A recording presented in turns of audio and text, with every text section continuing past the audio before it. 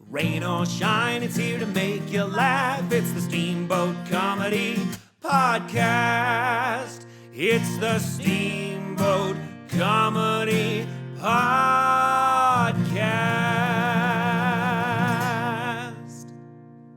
And now your host, Kyle Ruff. All right, welcome to the Steamboat Comedy Podcast. I am your host, Kyle Ruff, joining you yet again, and I am joined over the phone by our friend from the Big Apple, the star of Desperation Day 2, Mr. Robbie Bernstein. How you doing, bud? Doing great, and I'm happy that you're still calling what you do comedy. Well, I mean, it's better than just sitting around the house and occasionally uploading things to YouTube and talking to people on the phone. Yeah, man, you can't let coronavirus get to you. Right. Well, it's getting to my, I don't know, it's getting in my wallet a little bit. It's actually kind of good for my wallet is the sad thing. I know we were texting back and forth about how crazy the unemployment thing is. But are you even spending money though? Because I would think actually it's worse for you because you mostly ate meals at your restaurant. Yeah. So now you're probably feeding yourself two more meals a day, which is probably your biggest expense, right?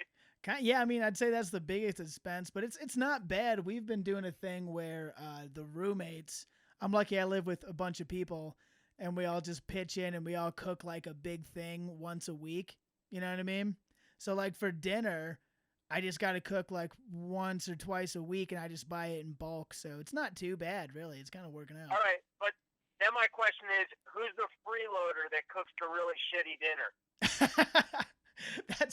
That's probably me, actually, because I've been landing on Tuesdays, and every Tuesday has just been Taco Tuesday with just pre-mixed shit I buy at the store. Well, you can't really get mad about tacos on Tuesday. Then I'll go the other way. Who's the guy who you show up and they actually put out like a full gourmet spread? Oh man, I mean we've had everybody's been going pretty hard. Jared, who's usually here with me, he's been kind of up and down. Like he'll do kind of like ghetto fancy stuff. Like he did chicken and waffles the one night, which was pretty solid. But then my other roommate, who actually just left town for Montana for his summer job, but he was making like curry and pad thai and all kinds of fancy shit. So it's been yeah. He was one of those Food Channel stoners where this was his big opportunity to experiment and try some dishes. Yeah, pretty much. That sums it up pretty accurately. Definitely a stoner, and I assume by what he's been cooking, probably the Food Channel was involved.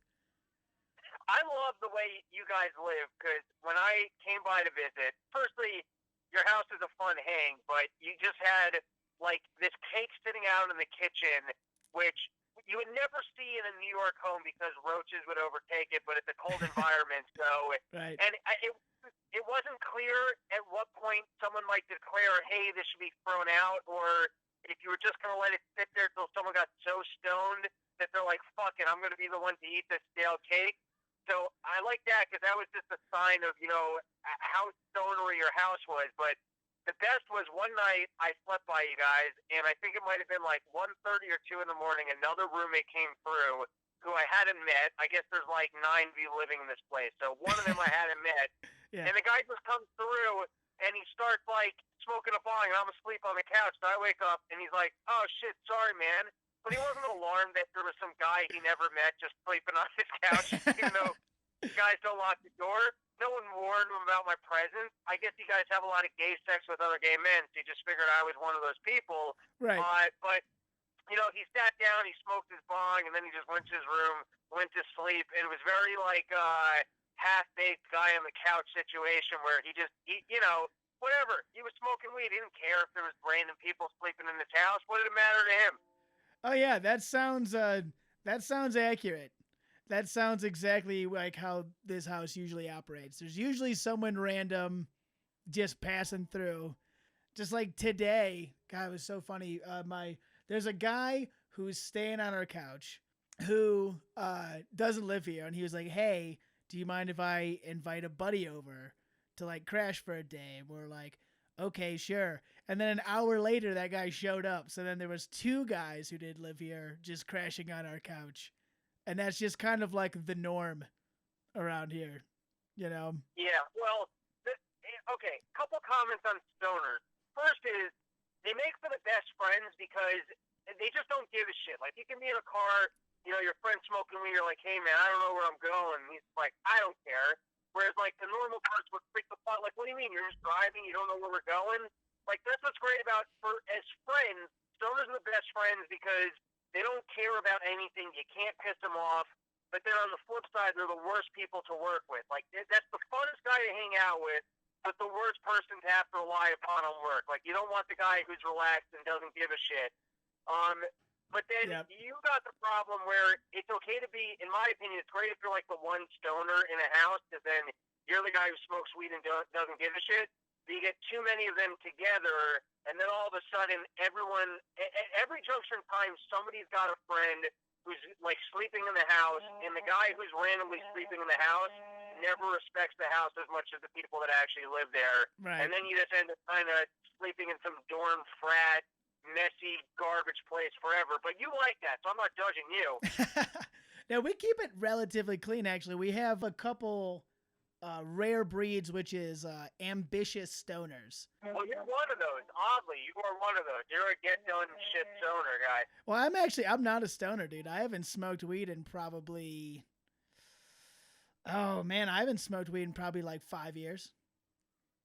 Oh, you don't smoke any weed at all? No, I'm just a fucking drunk. That's my narcotic of choice. Got you. I'm more of a drunk than I am a stoner. And there was definitely a stretch in my life where I was like a stoner. Mm-hmm. Now, like I still smoke weed, and like compared to people that don't smoke weed, they might be like surprised by how much weed I smoke. But compared to like I would say probably twice a week I'm smoking some weed, but not like a ton of weed. I'm taking like a couple hits from a vape pen kind of thing, which to people that don't smoke, that's being a stoner. But compared to like people I know that like literally just smoke joints all day, and compared to like my own history of marijuana, I feel like I don't even smoke weed. Like that's the way I view myself with smoking once or twice a week, is I'm not even a guy who smokes. Oh yeah, I mean I would consider you in the same boat. I've got all of my friends either don't smoke weed or they smoke weed every single day at least twice. Yeah, it doesn't work for me, but I've also, you know, I drink every night, so who am I to judge? Yeah, right. Yeah, we're the healthy ones. We're the ones who drink every day. But yeah, it's the stoner thing isn't too bad. You can't rely on them to be punctual anywhere is kind of what I've found. You know what I mean? Like, they're a good hang. They're really nice. But if you're like, hey, can you meet me in 5 minutes? Or like, hey, let's do this thing. Let's play a board game or something in like 15 minutes. It happens like an hour later, you know? No, they're good company. They're just not reliable. Right. Because the flip side of being like chill is that they're not invested and they don't give a shit. So they're fun to hang out with because they're going to be jolly, they're going to laugh, like they're going to be spaced, they're going to get overly excited about shit, but you don't want to rely on them, and you don't want to work with those people because the same guy who, like, just is kind of flippant and doesn't care also doesn't bother to read the email. He also doesn't bother to respond to the email. He doesn't show up to the meeting. He doesn't do the preparation for the meeting. Like, those are fun people to hang out with. You don't want to rely on them. The drunks, though, they've got, like, this anger thing to them, which gets them to, like, they almost want a reason to be annoyed with people, so they'll do their homework, they'll be punctual, and they'll do all those things for motivation to drink later, because that's like they're winding up the stress all day, that they got more motivation to drink. Right. Yeah, it's something about... Because I work in, like, the food and beverage industry is, like, my day job, right? And it's a big mix of stoners and drunks and no sober people whatsoever. So comparing how the stoners... you know why that is?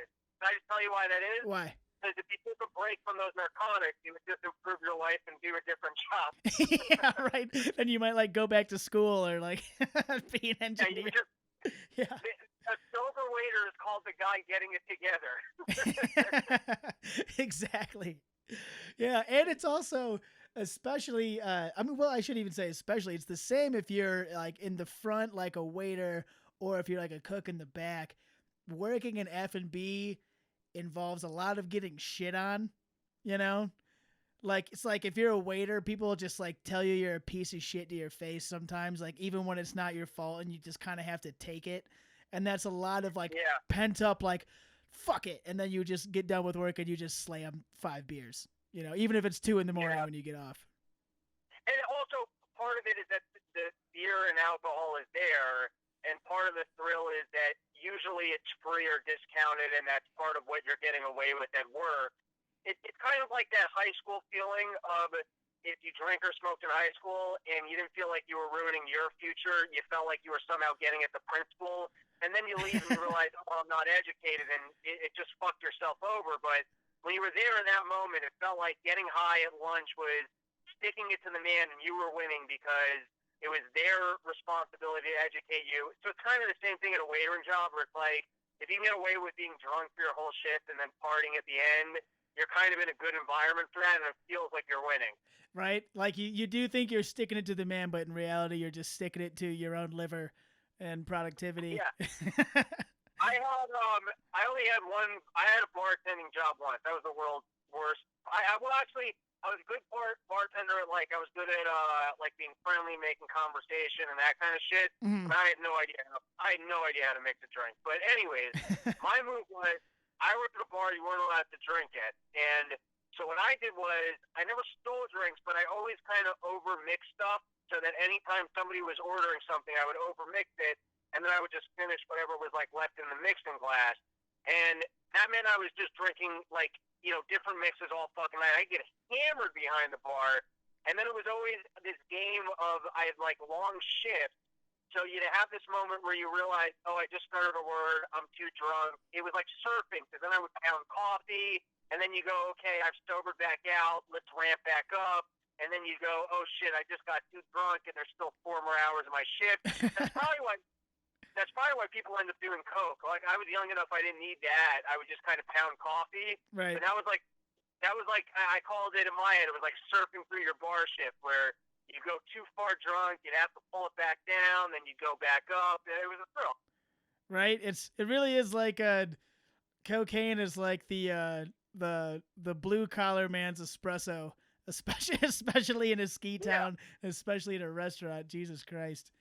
If anyone's listening from my career, none of that, of course, happens where I work, but there's definitely some sketchy shit that goes on that I've seen in a lot of different restaurants, and it's usually like that where someone's like, oh shit, and they are bummed about something and they start getting messed up in the morning, and the next thing you know, they can't work, and so they either gotta like do something to get an up, or either shotgun Red Bulls, or like I've seen dudes take quad shots of espresso, or nose beers is the occasional remedy for some people. Not me, if you're listening, my employment or any of my staff.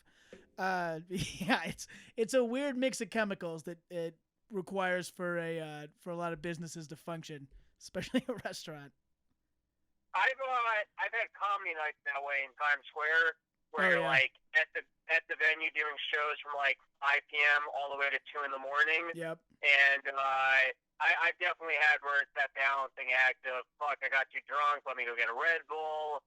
All right, let me just try and get like fun drunk just before this, like my set begins. And that's the downside to alcoholism, where you kind of blow past the fun part to the, how do I just be the right amount of drunk to maintain for this 10 minutes that I have to come across like a human being. Right, there's like a window you gotta hit, I'm too drunk, but if I smoke 3 cigarettes and have a Red Bull, I feel like I could be a human being for 10 more minutes. Yeah, right. If I have 1 shot of whiskey, a cup of coffee, do 10 push-ups, and someone slaps me in the face, then I got a 5-minute window that I'm gonna kill it. I'll tell you, I had one time where, it's not the only time, but I had one time where I did a nice bump right before going on stage. Mm-hmm. And I remember for like the first 5 minutes of my set, I'm killing. I'm on this side of the stage. I'm on that side of the stage. I'm fucking murdering it. And then at about 5 minutes, my energy just started to crash, and I'm up on stage like, man, I really need another bump. Yeah, just like say to the crowd, like, anybody can help me out here? Got any blow? Throw it my way. I think I probably even just said that, but I was like, I can't do another 10 minutes now. I got to sit down. Oh, that's hilarious. I've never been too messed up before going on stage. There's been times where I was like on the edge of being a little bit too hammered, but I've never like done a bunch of drugs or got like fucking like stoned out of my mind or anything on stage. That sounds terrifying to me. I've had both. Well, first I'll tell you just drunk, because I used to have, it's funny, I used to meet up with people sometimes in the city at a bar at like 8 p.m. and I'd be like, I can't drink. And they're like, what do you mean you can't drink? I'm like, just leave me, I can't drink. And then they come with me to like LOL at 10, and then I'd be at LOL from 10 to 2 a.m. and they'd be like, okay, I get where you're coming from. Because if you even have like, and I'm talking Friday and Saturday nights, those were kind of the drinking night. Because if you had a drink, even one, like maybe I'd have one or two beforehand, but if you had one or two beforehand and then you got 5 or 6 there, when I was working at LOL, by the end of the night, I'd be fucking hammered, but it was okay because the late night crowds were also hammered. Right. So you were kind of like in the same place as them. I've had a couple experiences where I've gone up on stage. I don't like going up on stage stoned. That's really rare. I don't think I've done it in the last 5 years of comedy. Yeah. I've had a couple times where I've done it, and it's been great. I had one time where I smoked weed on the top of the roof at LOL with Dave Smith, and Dave Smith was hosting. Nice. And I'm telling you, I hadn't smoked weed in like a year, and I was like bugged out, like 100% bug out stoned. Like I was, and I knew I shouldn't go on stage, but I also just didn't have the balls to be like, Dave, I fucked up, I'm too stoned, I can't go up on. And I also like only had like one hit from a bowl. So I remember telling him, I was like, hey man, just like, don't leave me up there too long. And I go up there, and you've never seen anybody bomb worse in your entire life. No. I'm just in the back of my head wondering, have I already told this joke? Am I even saying words? I can't even, I was so horrifically stoned. At some point, I finally just admitted to the crowd, I was like, hey guys, I'm really sorry. I went up to the roof, and I smoked weed. And then, like, I kind of rallied a little bit where I was like, I'm too fucked up. I can't be up here. And then I finally got the waiter to go get Dave. Dave was so stoned, he forgot I was on stage. He left me up there for 20 minutes.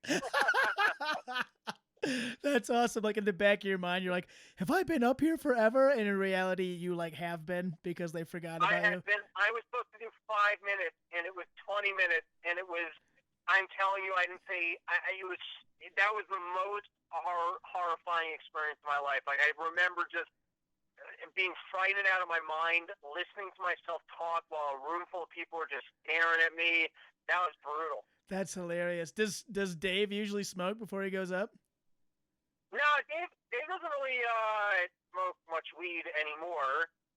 Right. This goes back like 5 or 6 years ago, and him and Lou, like, there were a bunch of them. They just used to, like, all night, they smoked weed on the roof and went up, and it was nothing for them. That was just kind of their jam. I don't know if he wants me to say that or doesn't want me to say that, but I mean, this goes back 6 or 7 years, and those guys were definitely just rocking bowls and drinking beers, and they were living it. Yeah. It's not the kid now, though. You know, it's not what he's doing now, but at the time, fucking rock star. You know, they were just every night, beers, bowls, and comedy. God bless. Yeah, I mean, yeah, when you don't have kids or you're young doing comedy, who gives a shit? I just can't. I'm not a functional stoner at all, dude. The reason I quit doing it is because the paranoia and shit would be too much for me. And yeah, being in front of people. I remember one of the worst times getting high. I got high and I went to class in high school, and that was just the worst thing. Like getting stoned before school, and I was sitting in the front row. This is pre-calculus. This would have been my junior year. And the teacher was my football coach, and he didn't like me very much. None of my football coaches liked me very much. And I was completely fucking ripped, and I was just completely spaced out. And then he calls on me. He's like, Ruff. And I was like, huh? And he's like, I asked you a question. What's the answer? And I was just like, and he just scoffed and looked at me like I was a piece of shit, which I was. And it just scarred me forever. And I was like, I will never smoke weed and get into a pressure situation ever again in my life. I used to, in high school, I used to smoke weed at lunch sometimes and go in, but I'll say my biggest problem with weed, firstly, it's just not as fun as it used to be. But I guess I like to be fun, and I kind of know my levels of drinking that I would say ramp me up, make me a little bit more pleasant, or make me a little bit less self-conscious and more charming. Right. What I don't think about weed is I find it's a little bit of a gamble. Like if I drink 8 beer, I know exactly what it's going to do. If I drink 3, 4, 5, like I kind of have it measured out in my brain from experience. I know exactly how I'm going to be able to handle myself. I find with weed, it's like it's too much just rolling the dice. Where sometimes it's fun and makes me jolly. Other times it makes me really paranoid and like or depressed or down. And I just don't want to be around people. Mm-hmm. So to me, it's not like the best social drug. The one exception is I recently found these edibles that are like 5 milligrams and real uppity, and they're like perfect. And the problem is, I got my hands on them and I went through them all in a week because you're like, all right, I found a great drug here. But I would say that to me is what doesn't work for me. Or or if like you're doing it all the time, then you just kind of become a slower version of yourself, and there's nothing even fun about it. But right. That's kind of my gripe with weed. Yeah. I mean, for sure, I felt the slowdown when I used to smoke weed all the time too. But for some people, it like makes them sharper. Blows my mind. I don't really know. Nah, no one. I don't think anyone's made sharper by it. I think you think you're winning. But believe me, if you figured out how to be totally sober, you look back at those years that you spent smoking weed all the time and be like, holy shit, I was in a fucking cloud. Right. No one's at their best and nobody's optimized smoking weed all the time. That's a fabrication. Oh, man. So speaking of smoking weed, you've been hanging out with your parents, right? Aren't you quarantined up with your parents? Are you partying with them? Yeah. So when I first got here, firstly, I mean, my dad drinks and there's booze in the house. So, I drink here. Earlier into quarantine, I had these edibles, and I had some nights where I got fucked up on the edibles. I still got a vape pen, but I'm not like I said, I'm not that big of a stoner. So I'm not smoking an incredible amount of weed, but yeah, I'm doing too much drinking. That's the honest truth. Yeah, luckily my girlfriend moved out here. She was back in Michigan, but her classes got shut down way before shit hit the fan here. So she was already like, I don't want to sit in my 1-bedroom apartment. So she drove out, and she's been helping me not drink as much. What she likes, she doesn't get drunk, but she always has one like heavy IPA every day because she runs like 8 miles every day. And I don't, so I have like 1 or 2 heavy IPAs with her every day, and I just get fat. But I've been trying to cut it down, not be getting drunk as much. My new diet plan, this is what a fucking drunk I am. My new diet plan is I'm just going to start drinking vodka and seltzers. Because I can't just quit drinking. I have to drink, shit that doesn't taste very good. Are you actually getting fat? I mean, it might be because you're not skiing, but like compared to me, you're just like a skinny dude. Well, I've been doing like push-ups every day because it's like basically prison, you know what I mean? So like I'm kind of like muscular right now. I'm fit that way, but I got a nice healthy little beer punch going on in the midsection. Well, I mean, you can kind of attest to this. I work out probably more than anyone you know. I mean, especially in quarantine with the prison workouts. I mean, basically what I do is I rotate my days between push-ups to failure, pull-ups and chin-ups to failure, squats to failure. But I'm also mixing in, like today, I did, I probably did 2 hours on my bike, and I did, like, I don't know, probably 200 pull-ups or something, maybe even more than that. Like, I did a ton. But I'm also, like, I border on fat, especially now. I'm up, like, 10 pounds since I was by you. So I'm like this healthy in between of being in incredible shape, but I totally have tits. Yeah, I know the struggle is real, man. I know exactly what you mean. Because I just don't like you can do push-ups all day, but it doesn't keep you from getting flabby. You got to go run and shit, right? And I hate running. I hate cardio. I love cardio. My problem is injury. Like I got a bad knee, so I started twice a week running like a mile and doing some sprints, and then I kind of run back. Like I actually really enjoy more than cardio. What I really enjoy is like interval training type shit. I find that really helps with my anxiety, and I like those. I'm surprised you don't like cardio because the skiing, at least to me, because I don't ski that much, so it is a pretty good workout for me. But I find nothing gets me out of my head more than when I'm breathing heavy. If I'm like running a sprint or running stairs or hitting the heavy bag, I find that to me is like the best moment. Yeah, no, I get it. And I've never really got like the runner's high. That's what everybody talks about. Have you ever done that? Like ran so much that you feel like you're high? Dude, when I was, yes. When I was in Israel my second year, I got like really into running. And when I say I got really into running, I didn't really like being there. I was being really religious. I was doing nothing but studying Talmud all day and running. But you had to run from the Palestinians, right? Weren't they trying? Isn't that what the Israelis say? They're getting killed every day? That's what you got to do, man. That's why I was keeping shape. I was doing an insane amount. This is how much running I was doing. I was running every day. I was running like an hour. And then on Tuesdays and Fridays, and that's when we have breaks from classes, I would do these like 3 to 4 hour runs. And I ran to the point that I actually could not walk. And when I say could not walk, I meant like there was a full month where I couldn't walk, and then I got back to America and finally saw a doctor, and I had like ITB syndrome. But let me tell you, like there's nothing better than it's basically like you can just run to the point where it's like not only can you just kind of sit down in a chair and focus, but whatever the fuck's going on, you don't care. Like you really, it's the world's greatest high. It's just. And especially after like those really long runs, like the 2-3 hour runs, like when it's over, you can just sit down in a chair and I don't know, your wife can die and your business can fail, and you're just like, all right, I'm tired. I ran all day. Nice. Yeah, it's cool. I've never got that. I just I had asthma when I was young, and I don't really have asthma anymore, but I just have lungs that just fucking suck. And so cardio has always been just brutal for me. It's a lot of pain. So are you getting out to like ski at all? Or have you guys been just hiking up the mountain so you can ski it, or not really?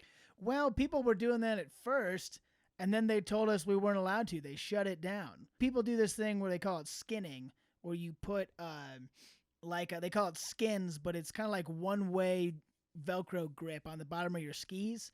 And then you get like the cross-country type skis where your heel detaches, and you can basically shuffle and hike all the way up the mountain on the snow, right?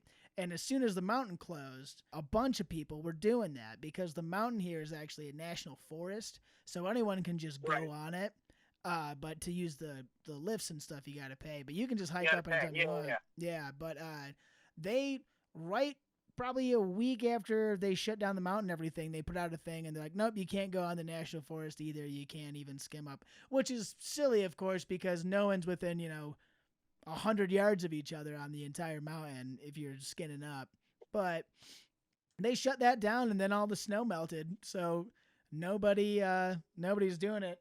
It is actually, it's going well though, because today, which we're recording this on Sunday the 24th, they actually are allowing restaurants to open in town that you can actually sit down and like have a beer for the first time. What do you normally do in the summer? I mean, the mountain's closed, so what are you even doing anyways? There is a lot of good hiking around here. We'll go camping, go hiking. No, I mean, what's your job in the summer? Like, does your restaurant stay open? No, the place I'm at, you've been there, Ragnar's, is ski in, ski out. But I usually work at Haymaker. It's a golf course on the edge of town, and it's owned by the city, but the ski corps there's a little restaurant in it, and it's just kind of like a side job that I had. It was super chill, super cake. I never really golf because I'm a fairly athletic dude. I am the worst golfer you've ever seen in your entire goddamn life. But so I would just work there, and it was a chill job. You bartend, you wait tables. I was a manager, and I got to do those things, get a little side cash. But that was the gig. But as soon as all this shit hit the fan, they basically called me, and they were like, yo, there's no space for you. Like, we're going to have a limited crew. And I was like, well, I'm making more money not working anyways, so thanks anyways. Yeah, and I guess what's nice about, like, your restaurant, I mean, it would have to be insane for your restaurant not to be in full operation next. Like, the restaurant's not closing. It's got ski mountain money. You just need a new ski season, and it's pretty unlikely that there won't be a ski season. So, like, I've had this experience. Unemployment sucks if you're concerned about what your next job is, because then there's nothing fun about it. Right. It's like you're at the end of unemployment, when you get a job and you know, like, hey, I'm starting work in 2 weeks. Now you've got a 2-week vacation because you can actually go and do something, and you don't feel like you're just being a piece of shit. Right. So you're kind of in that space where you know you got a job next winter. So if unemployment can ride you out till then, you're fucking golden. Oh yeah, but I'm cake, and I don't have enough to last the entire summer, but pretty close. It's to the point where if I wanted to just coast for a couple months at the end of the summer, I probably could. But I've been doing that for years, man. That's the dirty little secret about doing seasonal works like we did at the national parks, is in between spots, because every job you're always technically laid off. You can get unemployment, and I'll apply for my job in Steamboat before I even leave Montana. And then when I have unemployment, I'll just be like, oh, I have a job. It starts in 2.5 months. So I don't even have to like pretend to look for work or apply other places. I can just click a button once a week and get that government cheese. There you go. You got a little racket for yourself. Right. And it's, it's one of those things where some people would be like, Kyle, you're a big like libertarian type. Don't you think it's wrong to, take money from the government or whatever? And it's like, well, if it was up to me, there would be no unemployment. But also, if it was up to me, there would be no taxes. And since they took my money in the first place. That you made. Yeah, no, I get it. It's like they put you in a spot where if you could do the seasonal jobs and stack the money, so you didn't have to work for the 3 months until the seasonal job came around, you would do that. They don't let you do that because they want you to be invested into the system. And so as a seasonal worker, they want you to work for the summer, Yep. Then they'll give you some of your money back, and then you can work for the winter and pay in. And at the overall, you're still at a net loss within the system, Oh, yeah. but they don't want you to be able to be in a situation where you can just kind of provide for yourself like that. It's just not the way that they want it. So I get where you're coming from. Yeah. Listen, whatever I'm not inclined to try and, like, rig the system in my favor, but that might just be, like, for whoever's kind of thinking that way, I think it comes from more of a low self-esteem. I'm not deserving of this place as much as other people. It's like, if you got a fucking grip in the system and you can make it work for you, just, like, go ahead and do that. Even if you're a libertarian, we didn't choose the parameters of this game, and so if you've got a way to win at it, I'm not hating. Yeah, man, don't hate the player, hate the game, right? Yeah, it works for me. If a pimp said it, it must be a moral philosophy. Exactly, yes. I believe some of the wisest people in our society have been pimps, and that is a renowned quote, I believe. I'm not an expert. So yeah, that's what I've been doing, just coasting, just hanging out, and I'm really not worried about getting a job. I'm trying to put together a plan. My plan kind of going forward the rest of the summer, especially because comedy is obviously in a hiatus, at least doing it in front of people. I'm trying to build like the Steamboat Comedy YouTube presence, maybe make some silly videos, tell some jokes in front of a camera, some sketches, that kind of thing. That's the direction I think that is going to be most opportune right now. Yeah, I mean, that's what I'm doing. I'm just trying to, roll on with my podcast, roll on with Dave's podcast. I just wrote a whole pilot with a friend of mine that hopefully we'll do something with. So Nice. I'm just the same thing. I'm still like, I got like a backlog of jokes, and I'm trying to write. I try and write every day, but it doesn't happen. It's probably like 3 or 4. Like I definitely have a lot of new shit that I'm gonna try, and I keep like trying to be disciplined and sit down and write jokes. But at the end of the day, if you don't have that way to get up on stage and start tinkering with it, it's hard to get too excited about the stand-up. You really need that element to write it. Yeah. A big motivating factor for me is the pressure. Like knowing that I have open mic tomorrow is like, well, I can't just show up. Like showing up unprepared is like something that just like sits in my gut. It's like the worst. So knowing that I have to, because I'm going to force myself to do it, especially because I like, run the open mic here. No matter what, I can't get out of it. That forces me to write something down, even if I'm feeling lazy. It's like having a final, and then you finally get the studying done. I was the same way with open mic. I got my best writing done when I showed up. I had nothing, and I was like, I just gotta like I'm going up there in a half hour. Same thing when I did your gig, man. The best, most focused 3 hours I've had in the last 10 years was before the first night headlining, and I was pacing back and forth in my room, making sure I had my set memorized. Nice. Yeah, man. That's I do the same thing. I posted a video of it by my latest Facebook, Instagram post. I finally got the recording of the New Year's Eve show that we did, and it was all locals, and I was in like the headlining spot, and I just worked like crazy during the holidays, so I hadn't even had time to do anything. And it was before the show.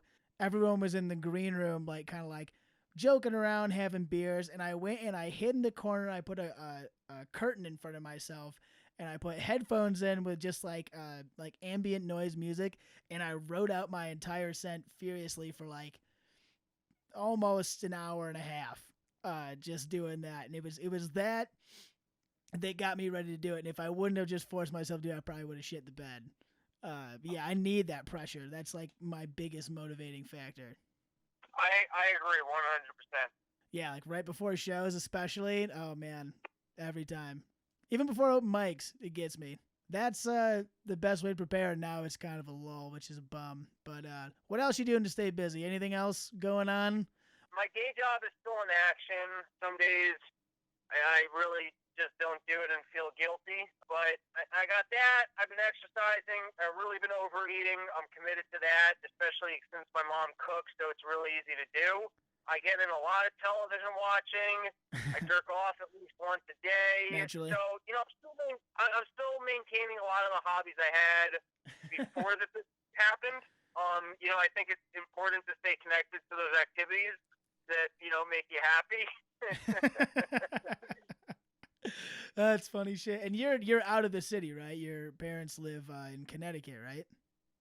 Yeah, I bailed out of the city, but I don't have a great system here because I could not stay in my apartment with my roommate. Like, the guy's okay, but just not enough to survive the end of the world with in, like, a small 2-bedroom apartment. Like, day one, he just set up an office in the living room, and I'm like, okay, I've got 2 options here. I can fight this guy about this is the communal living room, you're not turning this into your office. Right. Or I can just leave, and I'm the kind of guy, I just leave. I'd rather not confront you and just resent you. That's the way I prefer to do it. Like, other people might call me a bitch for that or like a lesser person, and it's just everyone's got their own path in life, and mine is I like to quietly resent people. And now the issue with being home is that my parents are like overly cautious about this, and so I'm saving a lot of money by being here in terms of being a location that's more comfortable in my apartment, but there's no option of coming and going. So I think when my lease is up in July, I'm going to try and find a new apartment, and that way, if the coronavirus continues, I can still go out and dang random people I meet on the internet. Not that I was doing a lot of that before COVID, but I feel like I'd be cleaning up in this environment. Slim pickings right now. Yeah, everyone's bored. I bring a little more humor to the table, but I'm not good. Were you ever an online dater? Was that ever like a thing that you did, or not really? Not really, man. I mean, I've been with my girlfriend for the last 4 years, kind of on and off, but no, like the offs were very brief, and we would just get back together. It was more trying to figure out where we were gonna live, kind of shit. And even between her and the girlfriend before that. No, never really got on the old the Tinder or anything like that. Never went on like a Tinder date. That seems like the just worst thing to me. I don't know. I've been on a couple. I'm just not good at communicating via text because I don't enjoy it, so I don't want to do it. Like, if you put me in front of someone on a date, I'm pretty good, mostly because I can entertain myself, and so like I'm just funny. Like I sit there and I'm just funny. I'm like, right. Even though sometimes I feel like they don't appreciate it, and then I don't get laid. That's fine. I usually just still enjoy myself. But I can't. I just can't like fumble my way through text conversation. I can't like. There's no. I don't know. There's no angle for me on it. Yeah, it's always kind of awkward. And I just, man, I most strangers and shit, I just don't care about them anyway. It's hard for me to make small talk sometimes in those kind of situations, you know? Yeah, I don't even like text. I don't even really text much with my friends. Like, I'm not I'm not a big texter. Just fucking call me so we can get this over with, or like, I don't know, not my thing. No, I feel you for sure. Way more efficient. And my phone, God, my keyboard always fucks up. Like we have a group chat where all the people who do comedy here, and I'll send out like, "Hey, we're doing a podcast," and it's always like, "Hey, we're doing a pre-com," and everyone's like, "What?" And I'm like, "No, I mean a slapcast." It's just always fucking up. So it's like, I'll just call you. Don't worry about it. Oh, buddy. Let's see here. Well, we're coming up on about 40 minutes, bud. Anything we didn't cover? Anything you want to talk about before we wrap her up? No, I don't think so. I just, hopefully comedy comes back and, we can do it again out by you and maybe even line up some more mountains. Do a fucking tour, dude. Hell yeah, bud. That would be awesome. We'll definitely keep in touch. Robbie Bernstein will be back in the mountains for sure. Hopefully sooner rather than later. And if we open up before you guys do, you know what I mean? Before New York or anywhere around there has anywhere to go. Shit, plane tickets are cheap right now. Bring you out, do some shows. Dude, that is a possibility. I was actually thinking I was supposed to go to the Libertarian National Convention, and then I was also supposed to do a gig at Chili Dose. I was supposed to perform out in the woods. I wish I just had a little bit more of a following, because if I could have lined up gigs between here and there, and not even a lot, like if I could have just lined up maybe like Philly, Washington, and one, I was really considering road tripping it. But then I got the same problem where then I either have to go back to my, small New York City apartment, or I can't come back home. Like, I'm committed once I leave. Once I leave, I have to leave. So I kind of need to have enough, like, gigs lined up for that to make sense. Yeah. But for the time being, I'm really game to just be outside of the New York City area. Yeah, it sounds like a mess. Really keeping me there is potentially if Dave starts doing episodes back in studio. But I'd almost rather just do it once a week by Zoom and just not be in New York. But we'll see how that plays out. But yeah, it's encouraging. There's some signs, at least in this part of Colorado, that things are starting to open up. So I want to go drink in public like a regular person. I saw somewhere, though, that like they set up in a bar, and that in between, I guess, each person at the bar, they were putting up like a canvas. And at that point, I'd rather just drink at home. Personally, yeah, right. I don't even drink at bars at all. I would so much rather go over to one of my friends' house where we're going to barbecue and drink, or like go over to this guy's house and watch a movie. Like I drinking in a bar, which I've done a lot of, especially in New York City, because nobody has like homes that you can hang out in. Right. But I don't need to drink specifically in a bar. And like I'd rather drink, sitting like by a lake or something. Oh yeah, bonfires, dude. That's my jam. Drinking by a fire is the best. Hell yeah. Fuck yeah. Well, next time, if you come out here in the summer, you didn't see it before, but we actually have a pretty nice backyard, and we just redid our fire pit. So we'll booze it up. We'll do it fireside chat.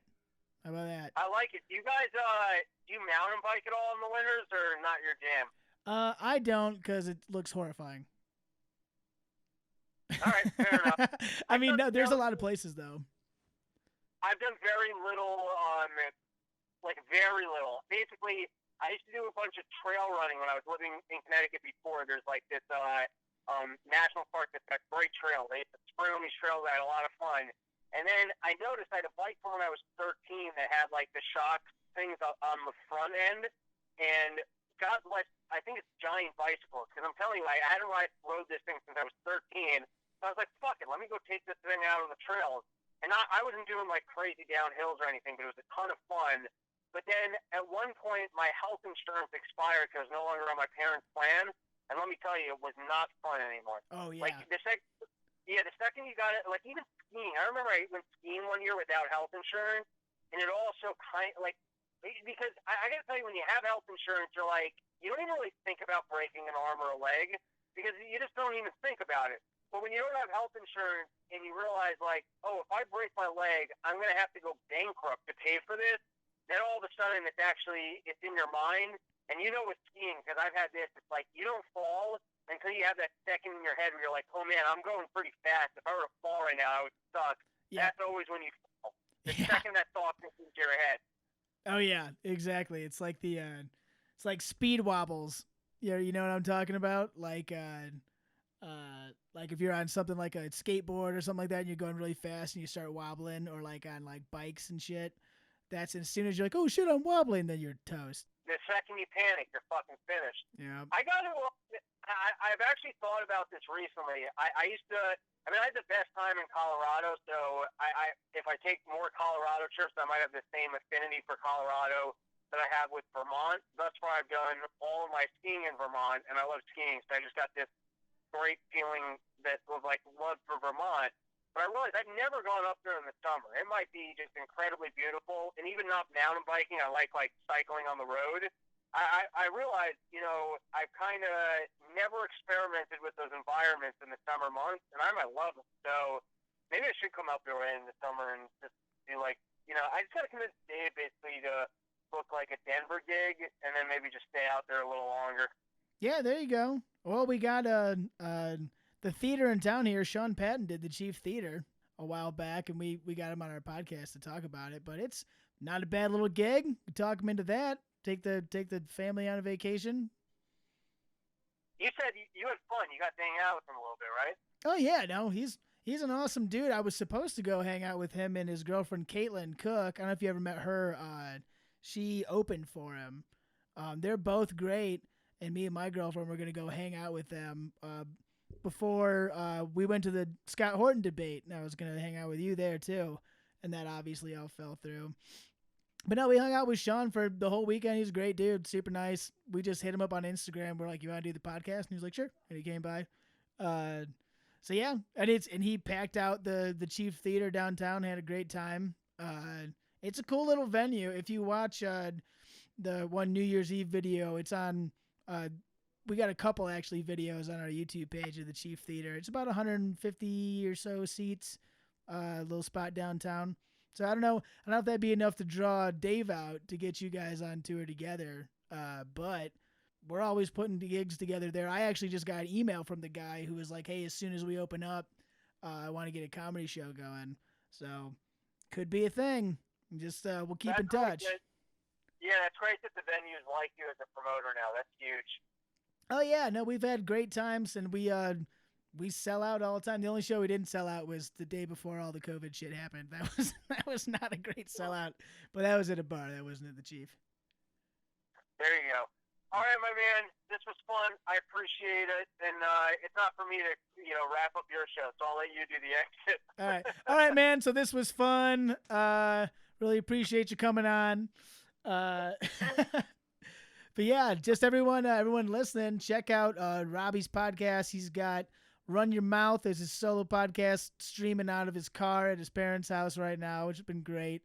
Last couple episodes were hilarious. And then also he's the co-host of Part of the Problem with Dave Smith. Great show, one of my favorites. A little bit of a political spin there. So check that out. And I don't know, anything else you want to promote? No, you fucking nailed it. Those are all the plugs. Beautiful. And yeah, keep checking us out, steamboatcomedy.com, the YouTube page. We'll have more stuff coming. Other than that, we'll see y'all later. Peace. Rain or shine, it's here to make you laugh. It's the Steamboat Comedy Podcast. It's the Steamboat Comedy Podcast.